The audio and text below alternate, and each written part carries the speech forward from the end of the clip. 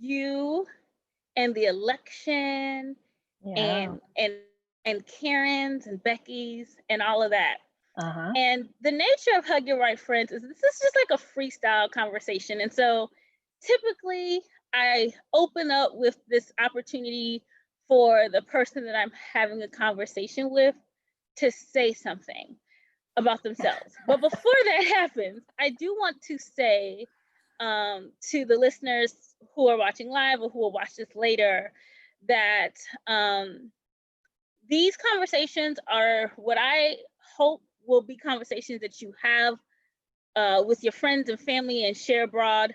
But the Hug Your Right Friends enterprise is geared towards helping people who are not Black be less violent towards Black people. That is the heart of this project. Now, there are lots of other objectives, but I feel like it's really important to make sure that that's the start of this conversation. And so when people are listening to this, when I ask Jen certain questions, I need people to know that that's my orientation to the conversation. There are all these ways that we practice racism and all these ways we practice anti-Blackness. And so this conversation is about just eliminating that from the planet we live on. And so I just felt like that was super important for all the listeners. If you're new, because Jen people, I'm sure, are new listeners and they love Jen. And so they might listen and this is their first experience of me and their first experience of Hug Your Right Friends. So that is the impetus of this project. Jen, I will not be hugging you.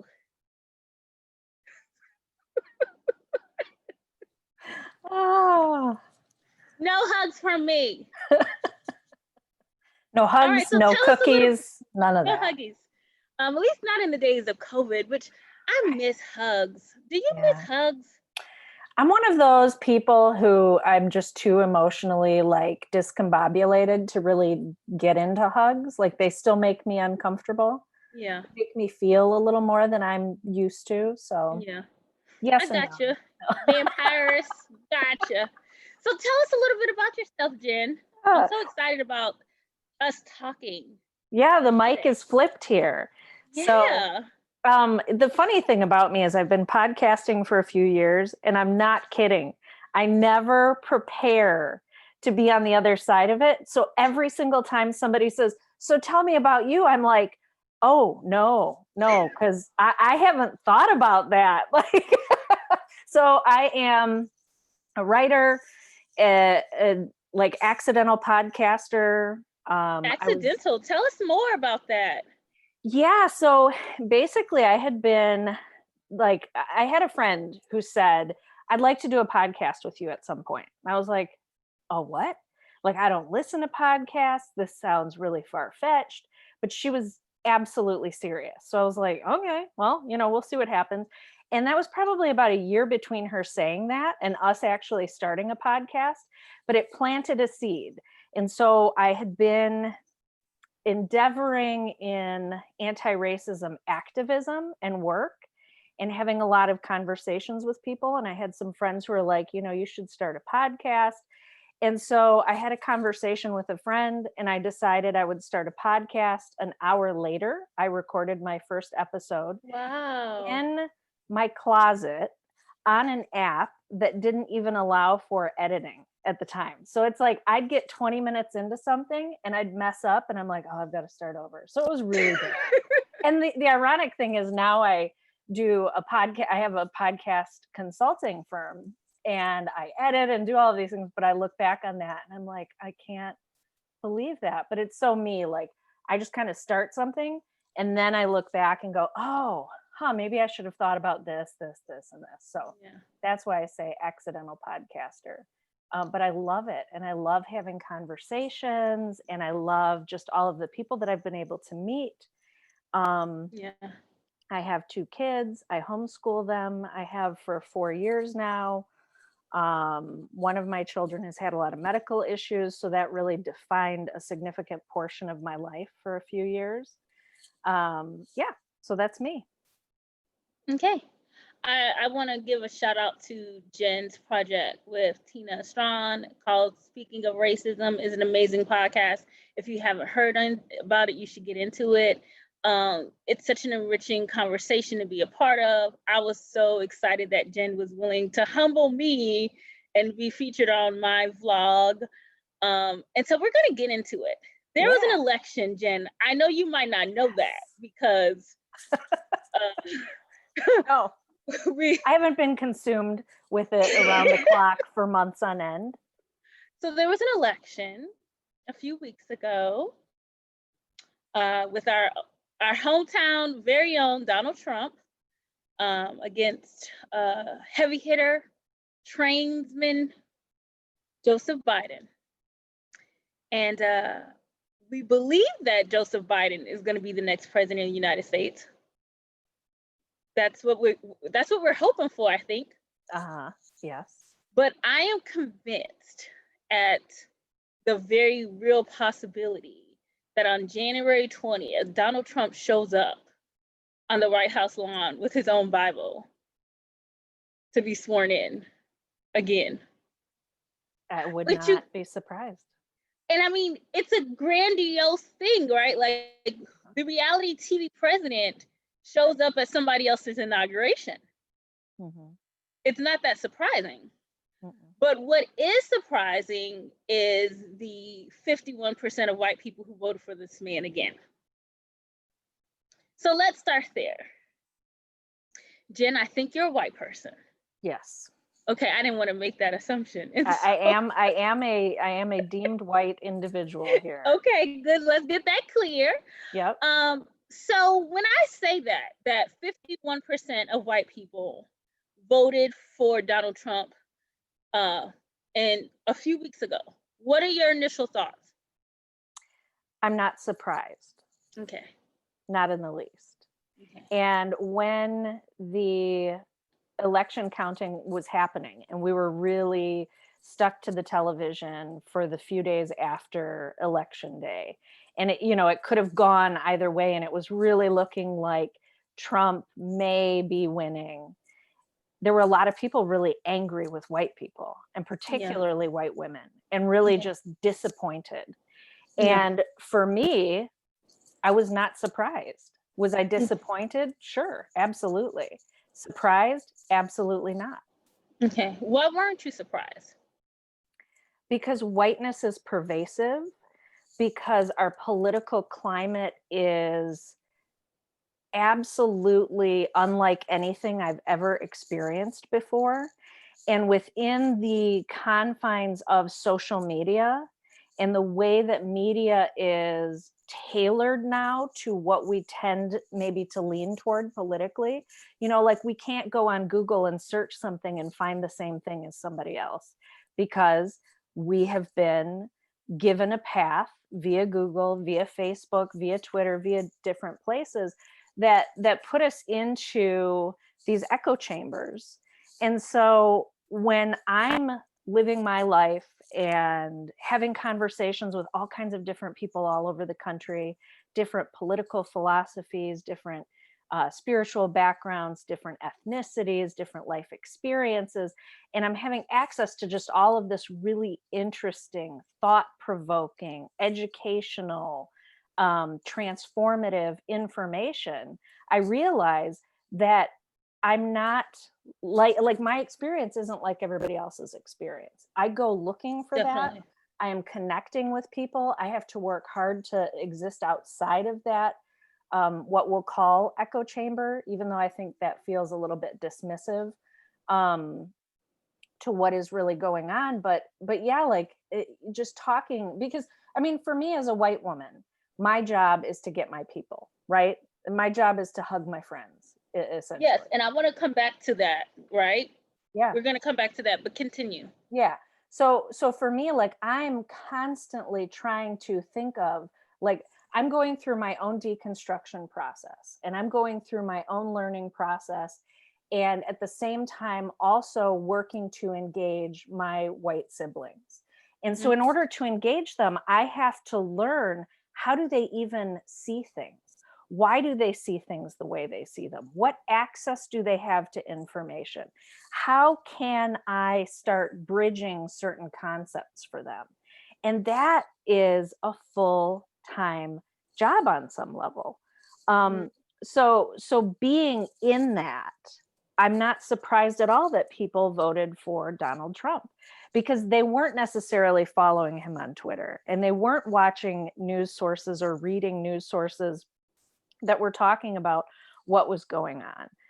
I mean, I could go in a lot of directions with that, but I'll say this. I had a conversation with a girlfriend who I've known for a very long time, but we don't really connect much anymore. Like, we might get together once a year or something. And I realized that when I got together with her and started talking with her, she had like no finger, like there was no pulse on what was going on in terms of the world that I'm immersed in. She's not sure what's going on with protests, for example. I'm going to protests. Mhm. She's afraid of protests because she's seeing it through the lens of whatever Fox News might be putting out there. And so, like, when you start to really dig in and interact with people, I realize, like, there's such a lack of experience for people. And so they are very prone to just accept the narratives that are fed to them from whoever they trust in the news Yeah. media. So that's just one thought. I mean, I wasn't surprised either. Yeah. But that's because for a very long time, my embodied experience as a Black person in the United States, I very much have lived in and through anti-Blackness. And so as a result of that, I know how white people white, right? Yeah. But I also wasn't surprised because as a scholar and as a researcher that does work specifically around gender and race identity, I also know how whiteness functions as a system, right? So both of those like levels, I was like, oh, I know how the writing on the wall is going to be. But what I thought was interesting is I think that a lot of people thought that white people would get it this time, right? And so I'm gonna zoom us out for a second, and I'm gonna zoom back in. Okay. So in the spring of 2020, I had already made up my mind about the election. On a personal level, I've always kind of favored third-party candidates. The very first person I turned 18 and I was committed to voting for Ralph Nader. This is not a conversation about third-party politics, everybody. I'm gonna get to the side of the street in a second. And then I was a naive 18-year-old. I was excited, and I told someone who I was going to vote for, and they were like, "You're throwing your trash away. You're trashing the democracy, voting for Ralph Nader." And so I voted for Al Gore. I knew nothing about Al Gore at that time. I didn't even know he created the internet, and so I was like, I left the voting booth like, I don't even know who I voted for. So anyway, after that, I learned more about my own kind of like value as a voter and all that stuff. So I had already made a decision this spring, like, oh, I'm not voting for any of these jokers. I'm voting for Mob Charles, right? And I live in Louisiana, and so I live in a state where, like, I know where our electoral college is going anyway, right? So I was like, I can make this decision. So anyway, long story short, but I had this conversation with myself this summer. So after Breonna Taylor and George Floyd and all of these murders and all of this heavy summer of protesting and like recognizing we're living in multiple global pandemics at once, and I realized something. This is what I realized. It was like, Tina, if Trump is reelected, the shit hits the fan, there are certain protections you're going to have where you will feel the fire, but you won't feel it immediately, right? So because of my education, because of my economic status, right? Like, there are protections that even I have as a Black woman that would keep me from almost immediately feeling the pressure. And once I started to recognize that within my own self, I was like, oh shit, I have to make a different decision. And I made that decision based off of the collective, right? what's going to be collectively better for more people that are Black. Right. And I say that to say, and I'm bringing us back into this conversation, is I think it's very hard for white people who are grounded in whiteness to switch off like that.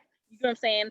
Like, I think it's very difficult for them to be like, oh, wait a second, this is how I feel and this is what is grounding me, but let me zoom out real fast to what this means for my neighbors or for my community or people who are like me.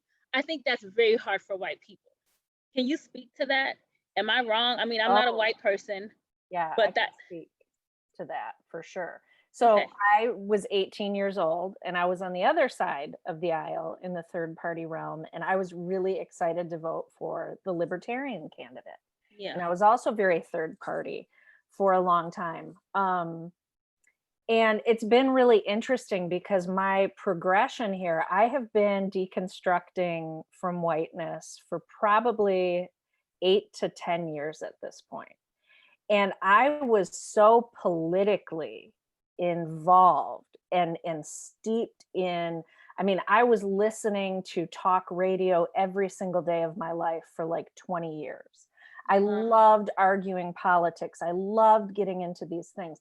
And it was really interesting because a few years ago, when I started reflecting back on the narratives that I had absorbed all of my life, I noticed that a lot of white people shared the same narrative. And that woke me up to realize, like, this is a narrative. I thought these things on my own. I thought I was, intelligent and smart, and I had come to these conclusions of my own. But it's like, I started listening and engaging with other people and just hearing, like, this sounds like we have all read from the same playbook. Yeah. Something else is going on here, right? there's a monster upstairs. Oh yeah. Well, and the cognitive dissonance is really strong. And for me, like, I have really had to do a lot of, like, just being very honest with who I am, what my belief system has been, and open to changing that. And it has taken a lot of work. Like, for me to get to a point even where I could connect politics with all of this. I mean, I had been doing this like 8, 10 years now. And it was probably 4 years, 5 years in before I really started dealing with, like, well, what's the political impact here? How do I vote? I mean, when I first heard that you should vote for, like, I read a meme years ago that said, like, when you vote, you should vote for people who have, like, no voice. And I remember just being like, yeah, I don't know about that. That doesn't make sense. I kind of want to vote for myself, like but I just, the vote is for me. right. But I was so steeped in individualism. Oh my gosh, it was a religion, Yes. religion. And I'll tell you, it has only been a couple of years now where I'm like, whoa. Yeah. Like, I was, I mean, it almost felt like being, what's the word? Like, almost like in a cult, in a sense, like just this programming. It's like I had to go through, like, massive deprogramming, and it took a long time.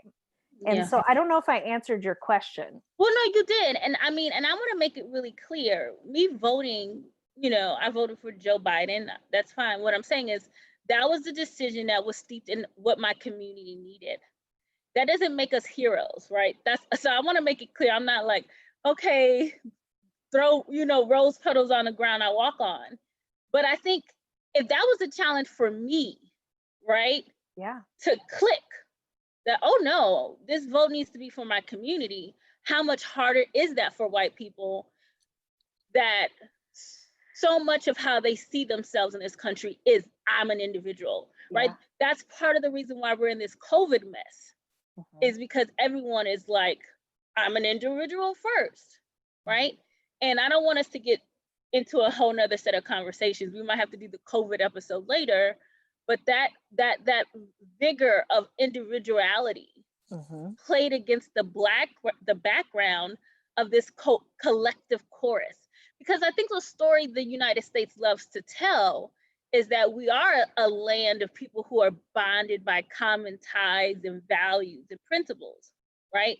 But Yeah. that collective consciousness, that collective, what my friend Ashley calls an ethic of interdependence, Mhm. is in name only, Oh yeah. right? And so even so, when the white women, because let's talk about white women specifically, exit polls are saying 55% of white women voted for Donald Trump, which is a 2% increase from the 53 of 2016. Now, I want to be clear, I'm getting the statistics from AP Cast of exit polling. And so there's always the possibility, recognizing the nuance that exit polling can sometimes not be entirely accurate. But everything points to this idea that there was an increase in white women voting, right? And so I want us to juxtapose that, because recognize the juxtaposition here. Mhm. Because we see an increase of white women voting for Donald Trump this fall. He did some very specific campaigning, I think, this summer, connecting himself to white suburbanites, right? Yep. One of his biggest pushes was, we've got to keep your suburbs clean and Oh yeah. free of the trash, Mhm. right? Yep. And so, do you think that it was those types of rhetorical strategies, like? But again, even if they're like saying, okay, I've got to vote so that my neighborhood will be free of the riffraff, is that an individual choice or collective choice? Yeah. Right? I yeah. No, go Like, ahead. were white women voting to protect all white women?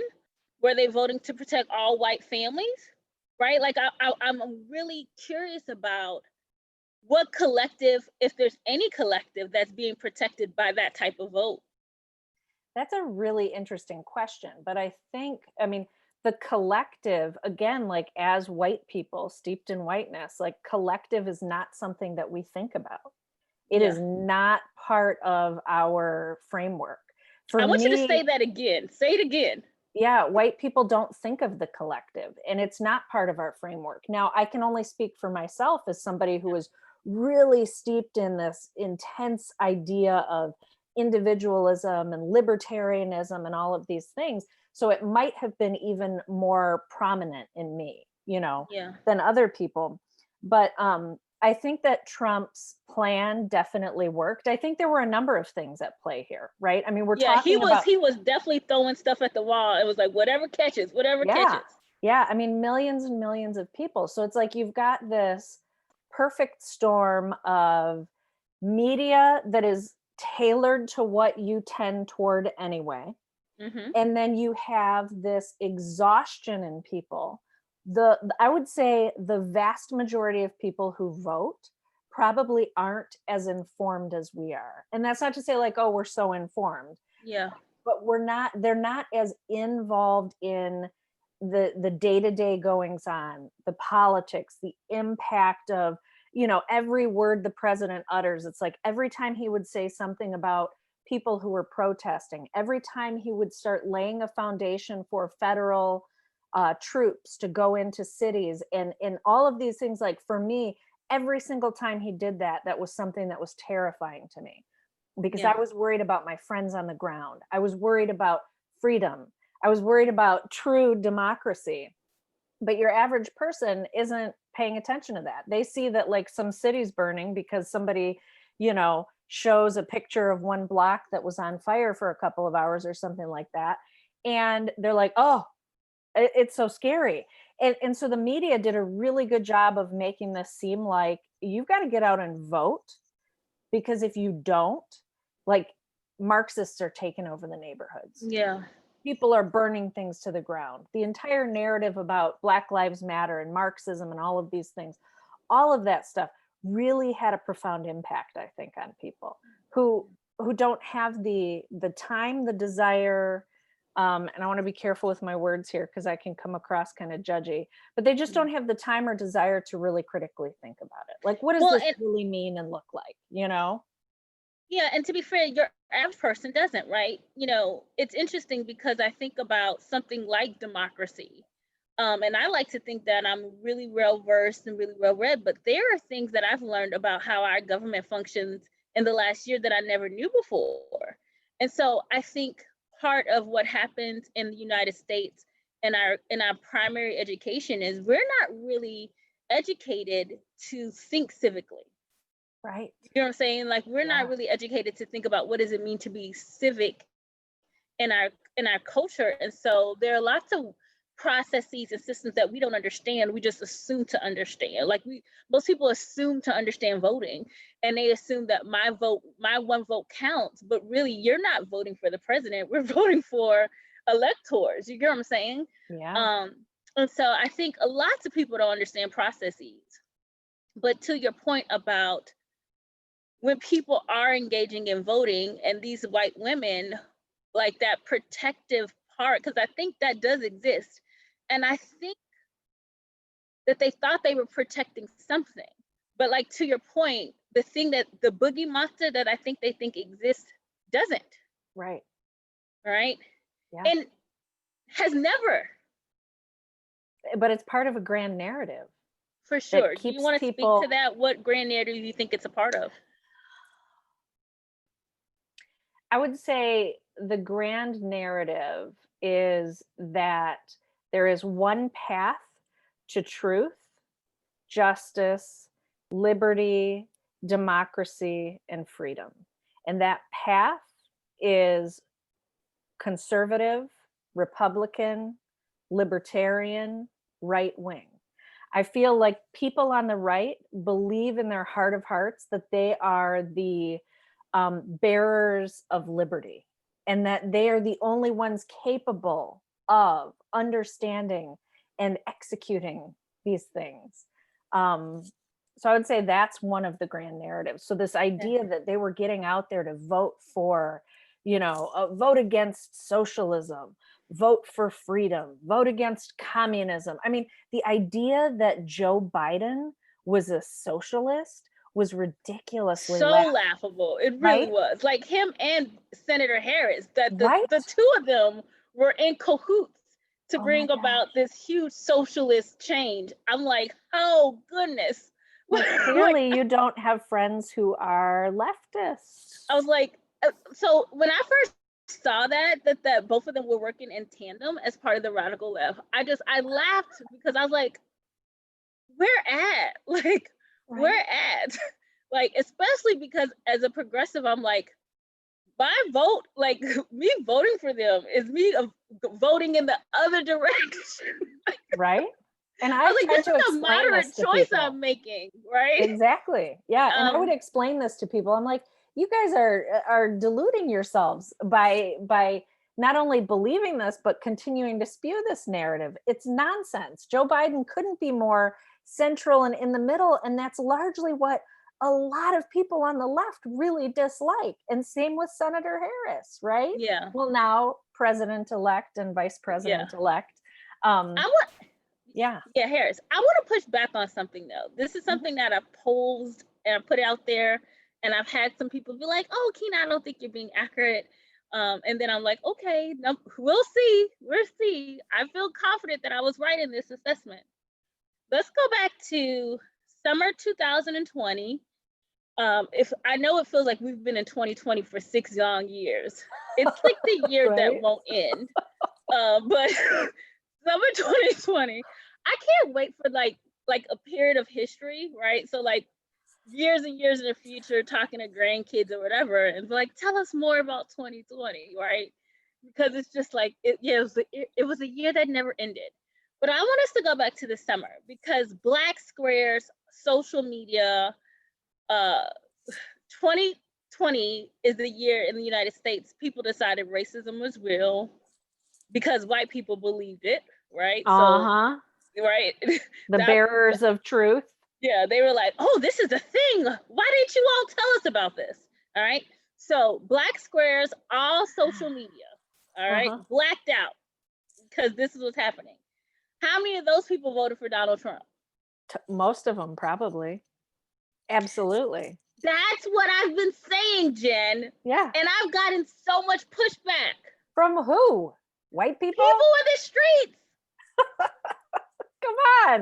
Can we talk about that? Yeah, absolutely. Like, I'd love Okay. to have one of these people in a conversation.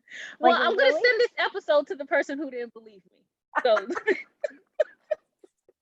All right, so I'm talking to somebody specifically. So, yes. okay.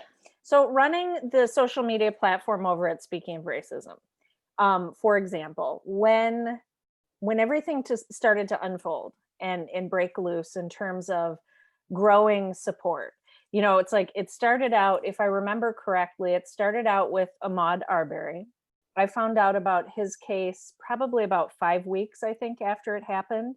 And so I wanted to use the Speaking of Racism platform to amplify that, to share the story, to get people writing, get people calling, doing these things. And then I think I found out about George Floyd and then Breonna Taylor. I don't remember exactly, but That makes sense though. watching all of this stuff slowly sort of happen, I'm like, huh, yeah, it feels like the average every 6 months or so in the United States. It's more hashtags, more spreading awareness, trying to wake people out of their slumber, get them active and involved, moving beyond, oh, wow, that's really sad, to what are we going to do to change this? And so when the onslaught came and we had all of the black squares everywhere, the thing that I noticed in my group and in my circle of friends and activists, and particularly with Tina, is she's like, I'm out, see ya. Because I know that this is going to be short-lived and intense.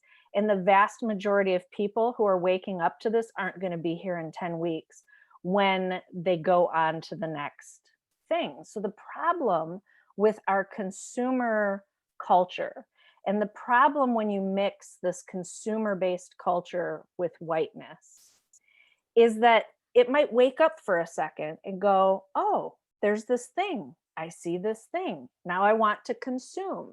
I want to look good. Everything's on a very surface level.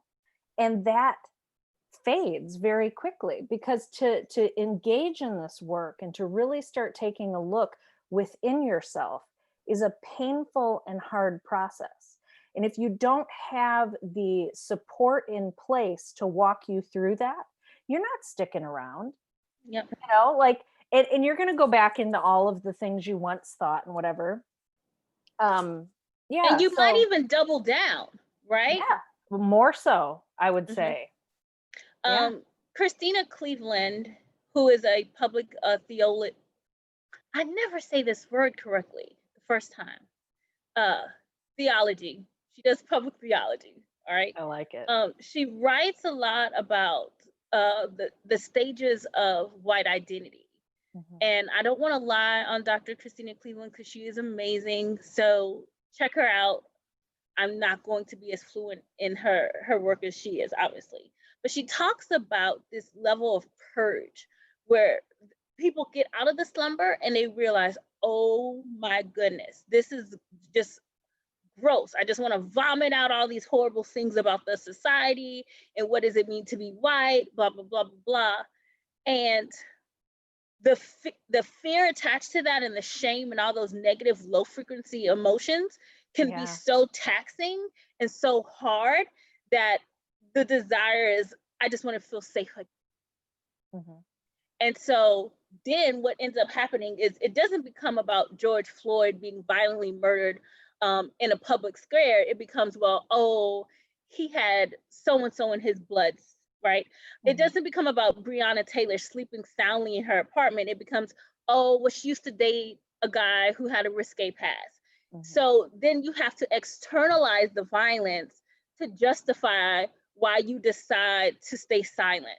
Mm-hmm. You get what I'm saying? Oh, and so that's what I said. I'm imagining that 55% of these white women are the same people who had black squares.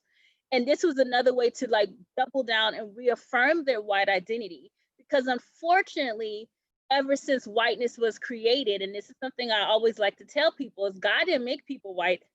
Your government did, right? And so whiteness has to maintain itself, right? And part of that is to convince white people that the only thing you have is whiteness if you have nothing else. Yeah. You know what I'm saying? Yeah. And so I think that's another thing we manifested, because if I'm not white, then what am I? And because that that question alone can create this existential chaos that people, like you said, if they don't have support, if they don't have the resources, they don't know how to walk that out, then you have to become even more committed to it, because this is all I have. Yeah, and But that's what an key. empty promise whiteness is. Right. Right. Well, and people don't even understand, like so many people still don't understand what whiteness is. And I Yes. don't think it's because we've done a bad job explaining what it is, but maybe it's a little nuanced and Yeah, people I like, also blame white parents, yeah. right? Because how many well, it's twofold, Jen, because I think a lot of white parents don't know their histories. Um, and so very few of them know that, oh, grandpa, like the story of people coming from Ellis Island gets romanticized. You know what Mhm. I'm saying? So there's a lack of accurate understanding of family stories. But two, again, if the idea is this is the investment we made, we can't allow cracks in the infrastructure. Yeah, You know what I'm saying? absolutely. And as an educator, some of my biggest joys, but also headaches, has been telling my white students, like, y'all know y'all weren't always white. And I think you and I talked about this on the podcast, Yeah. what it means, because I can see students just like in this level of like, oh shit, what do I do with this? I don't know what to do with this, right? And then some students are amused because they're like, oh, okay, I've been waiting my whole life not to be a white person, so thanks, right?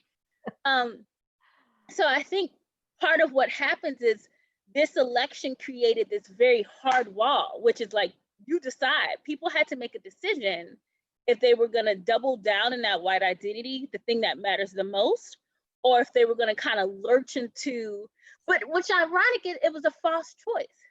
That's what I Yes. also think is ironic. Yes. Because a vote for Joe was also a vote supporting whiteness. I know we don't want to Exactly. talk about this, but it was. Right. Right? Absolutely. It's not like Joe is coming along to disrupt any of the narrative. Right. Joe came along to restore some status quo, Right. right? I also wanted to, so I had a cousin once, and I want you to respond to this. Years and years ago, I had a cousin once, and I don't even know what he brought this up, but he said, white women are the getaway, the getaway drivers for white men.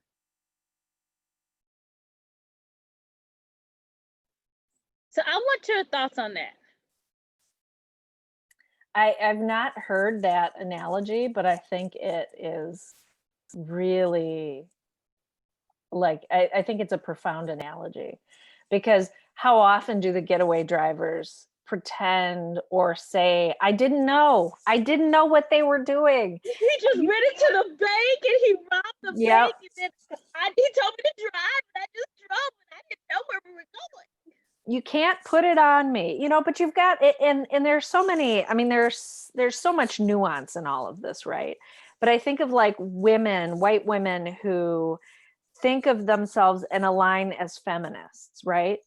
And I think for a lot of feminists that I've encountered, they can be feminists, and evangelical Christians can be some of the most difficult people to engage in conversations about systemic racism and deconstructing whiteness. Mm-hmm. Feminists and white evangelical Christians. Those are the two groups that when I really started digging into getting my people and having conversations, I'm like, what is going on here? Yeah. And the only thing I can think is like with white women who identify as feminists and who have an understanding of their identity in a marginalized way, it's like you mix that with white supremacy, and it's like a more dangerous cocktail in a lot of ways than white women who are not feminists. It's an odd sort of phenomenon that. And I think part of why, again, I'm speaking as an outsider, like I'm not in all of those things, but I think a part of the struggle here too is that the white colonial settler project insists on binaries, right? Binaries are enforced in our language. They're enforced in the rules of our grammars. So you're either black or white, wrong or right, fat or skinny, tall or short, right? Mm-hmm. And I think people are very challenged to see themselves as both oppressed and oppressor. Yes. Like yes. both and thinking is so hard for people. Yes. And so once you told yourself this, no, I'm the one who's victimized, then people struggle to see the ways that they are also victimizing others. That is just a very hard thing. And there's so many critical scholars who talk about how being oppressed can lead to being an oppressor, right? Because you've internalized all of the things, all of the murkiness of being oppressed. And I think in some ways, a lot of white women are complicit because the person who robbed the bank was like, get these keys, right? And so there's a certain amount of violence and feeling like, you know, I've got just this one option to go along with this whatever plan. And again, but it goes back to this idea of like thinking for self and not really knowing how to think outside of self-protection, right?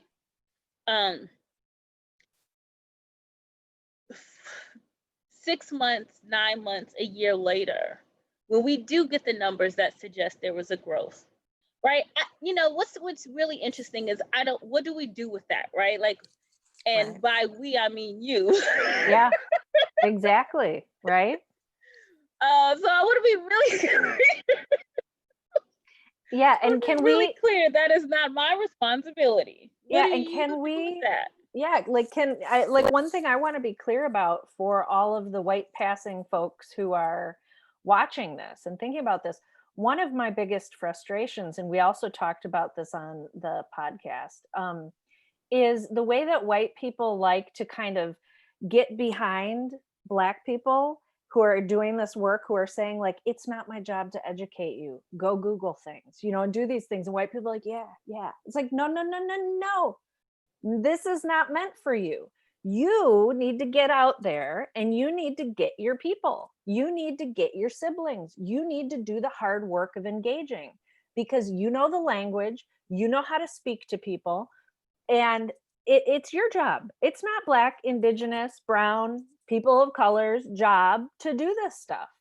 And so that is troubling to me. And you know, like I have friends who are like, look, Jen, you still need to have good boundaries. And so I agree with that. And I'm working on that because I haven't always had good boundaries with that. You know, like there can be this element of like shame and weight that propels me toward just constantly working, constantly engaging, constantly trying to eke out some sort of, you know, like little bit of light in a conversation with somebody. And that is a waste of time. And that is something that I need to do a better job discerning because my time and energy is going to go somewhere. And it can go into more fruitful conversations. So it is important for me to understand that. It's also important for me to rest and experience joy and focus on having balance in life. But I really wish white people would like understand this, that you don't get to just sit back and let other people deal with it. And too, like this, like I want to say it's like that cancel, what people refer to as cancel culture in a sense. Like like no, this isn't for white people, in my opinion. I used to feel really, really fired up about it because it made me mad. And on top of it, it's like, look, you still clearly have a lot of work to do internally. You know, like for me, my internal work is never going to end. That is my priority. My internal work, if that's all I do, if white people listening, if that's all you do, that is going to impact and that is going to flow out into your partnerships, into your friendships, into your families, into your communities. That is going to have the greatest and most important impact, right? And so I see a lot of people who like they kind of have that woke attitude and appearance, but they're not engaging people. And I think my theory is anyway that they're people who haven't really started to crack open and deal with their internalized racism, white supremacy, anti-Blackness, etc. So and that just I'm so glad you spoke to that. posture. Yeah, I'm so glad you spoke to that because that has been something that's an ever-growing frustration on my list. And this is actually, there are white people that I love, Yeah. who this is a struggle point for me because their positionality is, oh, I only have to do this work with my family, or only have to have these conversations with my friends. And I haven't known really how to articulate to them how uncomfortable I am with that, because I think to myself, that in itself is privilege, Why right? do they think that? Have they articulated that to you at all? I mean, I don't know, and I don't know if I'm framing the conversations the best way because I Mhm. get so uncomfortable with it. Yeah. Um, but my response mentally is always, that is a privileged position to say I only have to have these critical conversations with people that I'm intimate with, right? Well, let And me share. Oh, but let me just say this. yeah, But the reason why it bugs me, because I think to myself, if only I had to talk about racism or anti-blackness with people who were close to me. right. I've Yeah. had to work this out with strangers of every kind, with colleagues and with bosses and new supervisors and people on the bus. You know what I'm saying? Oh, yeah. There's never an end to me trying to educate people that my life has value. And so, how ridiculously privileged is it to be able to say, as a white person, I only have this conversations with my problematic uncle. Right. You know what Yeah. I'm saying? Oh, yeah, absolutely. But I'll share something because maybe there's a little bit of this in this. So when I first started my deconstruction process, it was like I was in mode to listen, learn, read, and consume what I could in terms of just, like resources, history. And I wanted to be very quiet. I was very afraid for a period of time that if I spoke up, I would cause harm and I would cause more harm. And so there was a bit of like humility in that, but there was also a bit of fear in that. And I got to a point where I went to this event called Get Your People. And it was funny because like when I showed up, there was just like the sea of white people. And I'm like, what is going on here? Why are there all these white people here? And I was very like, I should learn from black and brown and indigenous people of color. And, like I had concepts that were correct, but they weren't quite holistic enough and being applied well. And there was a panel of speakers, and they were like, hey, you need to go get your people. And I'm like, oh, I can? Like, I can go talk to other people. I'm allowed to do that in a sense. Like, I had this weird sense of like, but if I open my mouth, I'm going to screw everything up, which is wisdom and arrogance, right? It's the Yeah, both and. So it's like, yes, I am going to screw things up, and that's okay. I don't need to pretend to be perfect, but am I exactly. being humble, and am I being like careful and mindful? So I think there's a lot of pride that prevents white people from doing that, but I also think there's like a genuine well-meaning like fear, like, no, I'm not supposed to do that, but it's a Well, because part misunderstanding. of the tenets of whiteness is not to be a failure. Right. And if there is failure, not to be transparent about it, Oh, yes, yes, yes, right? yes. Like, you're not allowed to fail, cover it up, and Hmm. hope nobody else realizes, And right? I'm like, and I showed up, and particularly when I started doing the podcast thing, I'm like, I'm just here. I'm not an educator. I'm not a teacher. This is not my platform. This isn't something for me as a white person to be like promoting or speaking or teaching on. I've got people coming, but even in that, I was very like, I don't, I was very open and honest about like, I don't have this figured out and I'm not pretending to. And Yeah, that makes people uncomfortable as well, just to show up and be like, I'm the resident idiot a little bit. And yeah. here I am because I want to lead by example in that humanity of just being imperfect and flawed and, kind of going through that process. But yeah. So I I wonder think, if there's a little of that. That's why I was saying that. yeah, I think there's a lot of things, and I hope, especially because, like I said, these are people that I love, and so I hope opportunities would create themselves for further conversation. Yeah. Um, so here's where we are. we believe that Joseph Biden will become president, hopefully. Fingers crossed, because if I know anything about whiteness, it maintains itself. And up and down, even in some of these constitutions, like I'm like, oh, the framers knew, they put a lot of booby traps, right? They really truly did. But fingers crossed, and you know, we see Joe Biden become president. One of the things that I've been thinking about and praying about and spinning my brain over is, how does he govern for for the population of people who've made his presidency happen, and at the same time, can he also govern for the people that he says didn't vote for him? Is that a ridiculous white man fantasy for him to have? Oh, that is a really interesting question. I mean, what does it look like to govern for all? It doesn't mean he's going to I don't give. think we've ever seen it.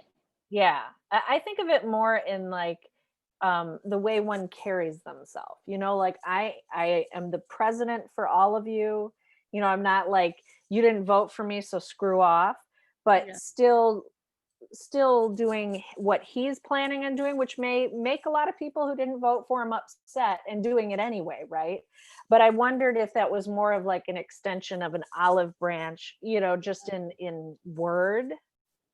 Yeah, because I don't think it's possible, Jen. Actually, so Yeah. that's like I've been doing this in my head for months. Yeah. I actually don't think he can govern for all. I don't think it's possible. What my hope would be is that he's governing for the least of these. And that principle is a very, like, from a Christo-Judeo standpoint, the most marginalized in our society. And so for me, if Joe Biden makes policy for Black trans women, right, like that, I'm being very specific about that. Like, if every policy action he made was one that was cognizant of the resources and the protections that Black trans women needed, right? That would cover It will cover everybody. Right? That's the opposite of trickle down, right? So what we see consistently implemented in our policies, whether those policies are economic, whether they're relating to healthcare, right? I remember the day Dr. Fauci was one of the few times that Trump let him speak from the Rose Garden. Dr. Fauci's talking about everyone's going to get a test. Everyone's getting a test. And then one of the reporters asked him, how will it be dispersed? And then Dr. Fauci says, oh, the private market. And then that's when I said, oh, we're screwed, right? Because they're top downing this, they're trickle downing this, right? And then we saw what happened, how slow it was to get testing and all that kind of stuff. And so what we consistently see is everyone making policy decisions based off, if the Jeff Bezos of the world can make it, then everything is going to come down to everyone else. And so my thing is, when are we going to realize that that model is insufficient, and it maintains whiteness, and it maintains all of the things so many of us are trying to like tear apart? You see what I'm saying? It won't work. No. And that's my fear, is that Joe Biden, by trying to govern for all, is just going to maintain that I'm going to really govern for the people up here, and I'm going to sprinkle some stuff from the other groups. And so anyway, that's my little rant. I didn't even mean to give you that rant, but that's my frustration, is that when do we see someone say it's got to be the opposite? It has to be in reverse. Does that make sense to you? Yeah, and that really delves into politics, right? Yes. And if I put my politics hat on, I don't see that happening outside of a serious revolution. Which is what we're trying to bring about. Right. And like, I'm not talking about necessarily like revolution in the, you know, like violent war, civil war kind of way. Tear down all your targets. Revolutionary thinking and a dramatic shift in like the foundational ideologies of many in this country. Because isn't this why we were third party voters in the first place? Because we saw that the two-party system they're just getting closer and closer and closer to one another and representing one another more and more. Yeah. So I I think think that's going to be a hard one. Well, and my hope was that what I do have faith in is that Joe is going to bring people in the room who knows things Yeah. and have varied perspective. And that's what I'm putting hope in, right? Like it's that I have hope in, and that's what I'm putting my confidence in. Right. That the people in the room with him are going to be people who've read and who have studied and who recognize that there are multiple approaches to govern and to understand things. So that's what my hope is. The last thing I wanted to ask you is, and I was just thinking about like how to frame this, because again, when the numbers come out and we see how many white women, how many people were on the train, we already see this now. I also want to say out loud how frustrating it is that when people are having conversations about Trump's current like legal campaigns to contest the election, and everyone keeps saying, well, he's trying to what's the word they're using, something democracy, the mean democracy, you know what I'm saying? Like he's trying to he's trying to undermine democracy. Yes, that's what they're and saying. Faith in the democratic process. Yes. And I'm not saying that that's not accurate, but I want people to say, and disenfranchise Black voters. Absolutely. Because the votes that he are going for are largely Black folks and some brown people too. But that's the part that no one is saying out loud. And I'm like, I want to strangle you, CNN people. Like, you are also bright and you're also smart, but can you also say this part? This is a very strategic thing that is also happening. It is Black votes specifically that are consistently, he's wanting to put on the chopping block. Well, and I need, and we don't want to get into politics because you and I we could do this forever. Oh my gosh, you do have another hour. Yeah, so, but I guess what I'm asking you is, with that in mind, right, knowing that part of what his strategy is specifically attacking Black votes, I mean, Jen, what do you tell people like me who, for years, Democratic people and leadership are going to be like, come on, Black people, support us and do the work with us and, ally with us and, what do you tell Black people who we consistently see in various parts of our lives, but specifically political arena, because that's what we're talking about today? How can you convince me to vote for another white person in these United States when no one wants to call the thing a thing that's happening now? Yeah. I wouldn't say that. Right. So there's that, right? Like, what would I say? That's like, yeah. I mean, it makes me think though about the movement, for example, that Stacey Abrams has been so brilliantly coordinating with people on the ground in Georgia, and the work that she has been doing in partnership with people. And it shows, and it is such a highlight, like how important it is to get involved in local politics. So the thing that I want to see change, and the thing that I will fight for changing, is putting more Black women in particular in office and in positions of power and leadership politically as they seek those offices. Because I really think that is where we're going to see a significant shift in change and growth, because it's really the on the ground community activism, the people who are out there day in and day out fighting for this judge and that judge and all of these different areas. Because to your point, like Joe Biden and electing him, I don't know that there were many people who were excited about it or who were doing it because they thought Joe Biden offered something new and amazing, right? They were doing it to stop the bleeding. They were doing it to take a stand against what Donald Trump has been doing for 4+ years.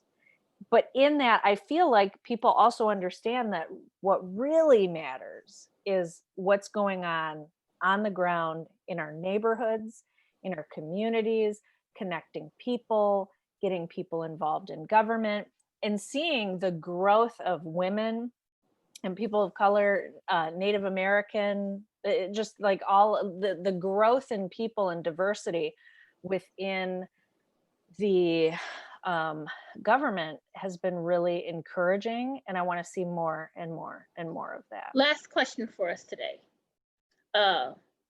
There's never been a Black woman as a governor of any state in the United States. I would imagine that is true about other groups of, like, I'm imagining that that's also true for Indigenous. That's also true for Latinx folks, that's never been true.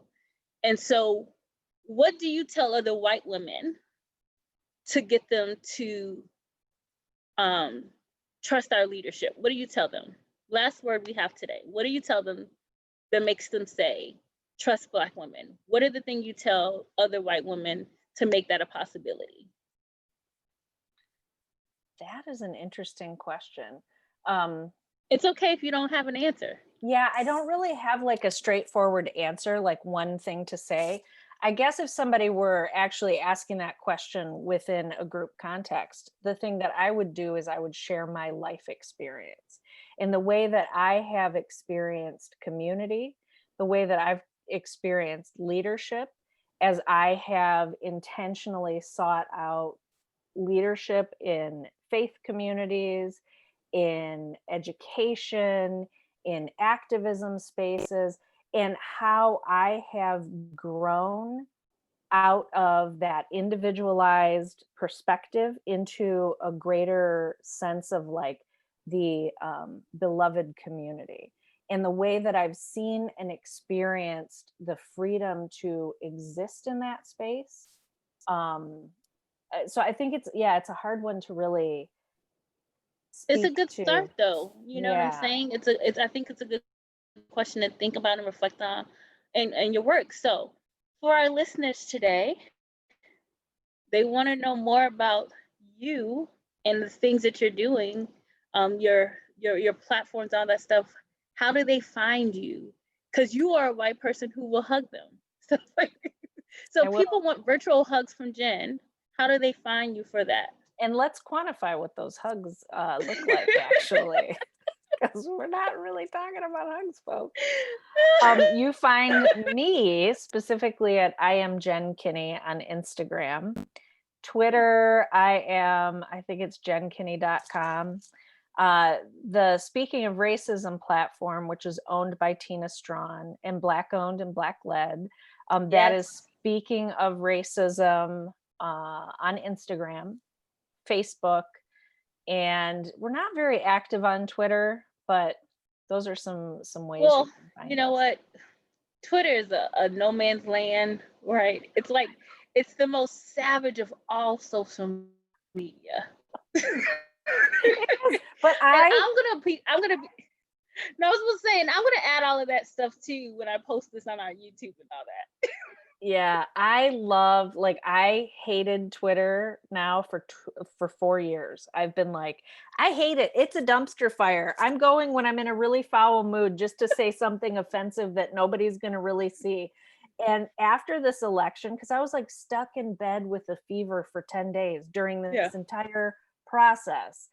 And I was on Twitter a lot, and I'm like, oh, I love Twitter now. Like, I have this soft spot in my heart. Oh, you have a soft spot. Well, I still hate it. I know. I don't hate it.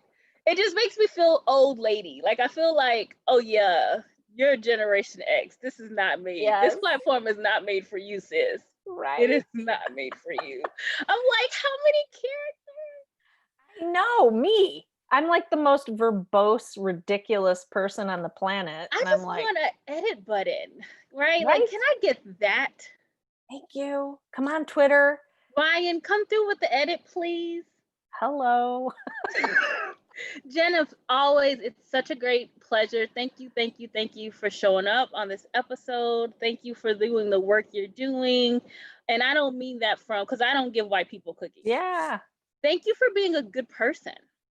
Thank like, if we're giving people thanks, we want to give them thanks for stuff that is just shared human stuff. Right. You know? So thanks for being someone who's good to have a conversation with. thanks for seeing me as that, because Yay. I love you and all of the work that you do. It's wonderful. And so now you can confirm. And so, yeah, we're going to go. But Okay. follow Jen, follow all the great stuff Jen does in collaboration with everyone. Take care of yourselves and continue to do good works. Bye, y'all.